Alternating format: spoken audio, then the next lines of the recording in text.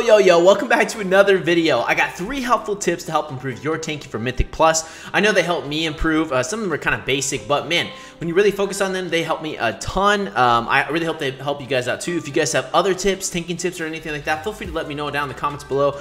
Obviously, I like to know them, but I'm sure other people would too. So yeah, let's get right into the video. If you guys like the video, consider hitting that subscribe button. We got WoW content coming out all the time on the channel and some other MMORPG content coming out soon. So let's get right to it.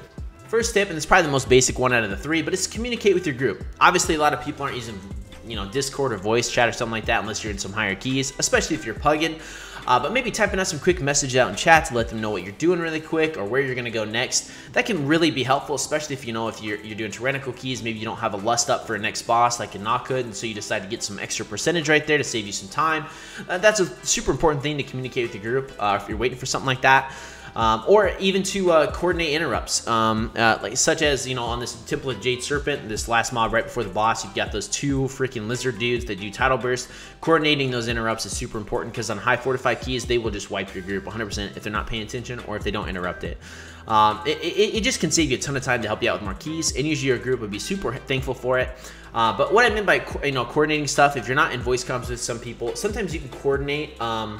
Or you can assign like symbols to certain people to interrupt things. So like in this key specific, I could be like one of the evokers, hey, I need you to get X, Shaman, I need you to get square, and then I will get triangle. I'll mark those targets real quick, and then they'll know that they're supposed to interrupt whatever those targets are. It's just super helpful. Communicating with the group is just gonna help you out a ton. I guarantee it'll help you time way more keys, and people like good communication. I don't care who you are. It's nice. It's super nice. So communicate with the group.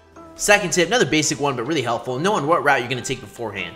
Obviously, this is going to be based on a lot of things like percent you need, group comp you're running, and their cooldowns that are up, or certain affixes like tyrannical weeks or fortified weeks. As an example, on Knockhood to offensive, and it's fortified, I'll pull that roaming pack in the beginning, right before the first boss. And I'll pull that first and we'll lust it, okay? Versus doing lust on the first boss on tyrannical.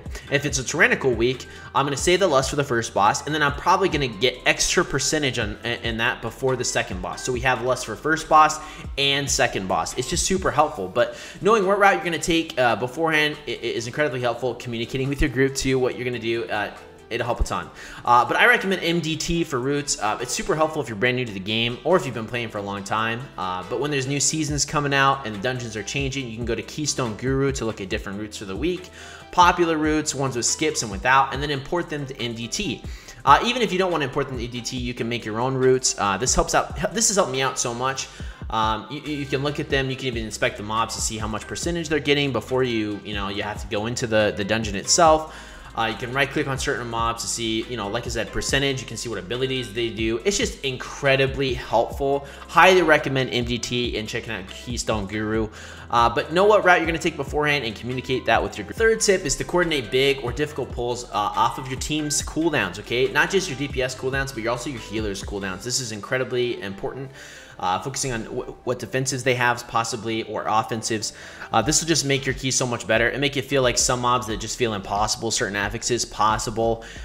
Push past some keys that you're really struggling with.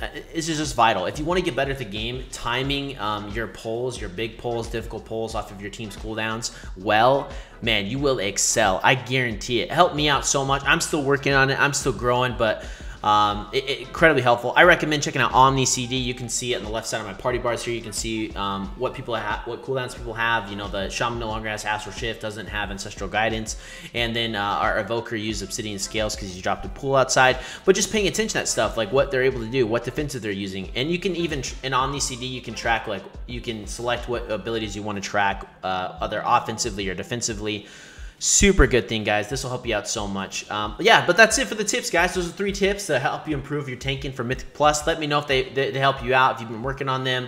If you have any other new tips, let me know down in the comments below. I know I would love to know. So thank you guys so much for the support on the channel lately. You guys have been absolutely amazing. Seriously, I appreciate you so much. And I'll catch you guys in the next video. Peace.